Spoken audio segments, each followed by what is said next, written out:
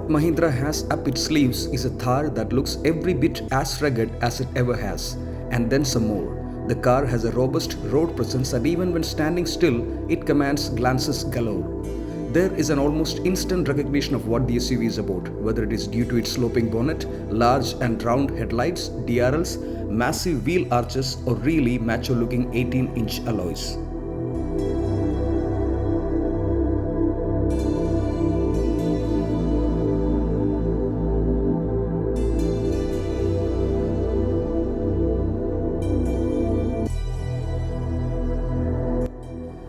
The all-new Mahindra Thar is finally good enough to be the only car in your garage, especially if you like the way it looks, what it is, and the promise of adventure that it holds.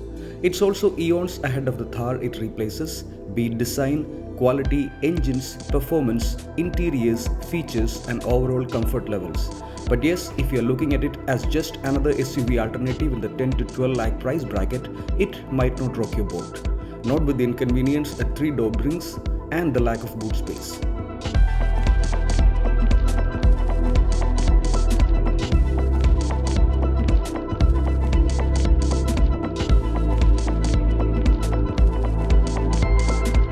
Step inside the Thar now and be ready for that one massive change that promises to get it more admirers than before. Smartly understated, the interiors walk a tightrope between offering more comfort than before, more features than before, and yet having a rather rustic charm all around. A 7-inch drizzle-resistant infotainment screen won't merit much attention in any other car, but here, it stands out as a brave way in which Thar is trying to lure new-age buyers. It supports Android Auto, Apple CarPlay, puts out adventure stats, has navigation, and even stores digital user manuals.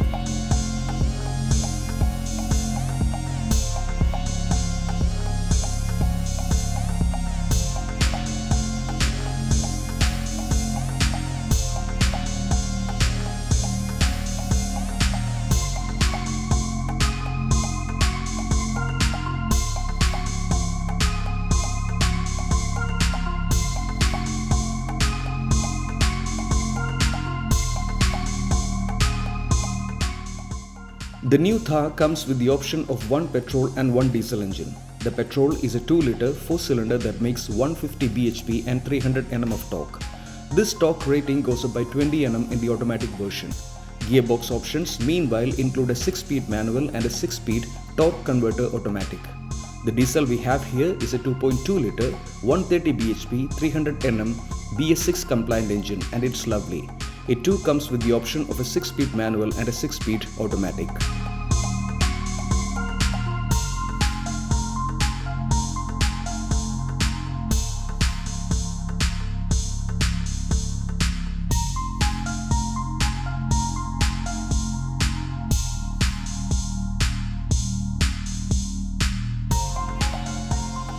The all-new Thar is certainly worth buying, and even though in terms of pricing it might go up against the likes of the Venue, Sonet, and even the Creta and the Seltos, in reality it's in a class of its own.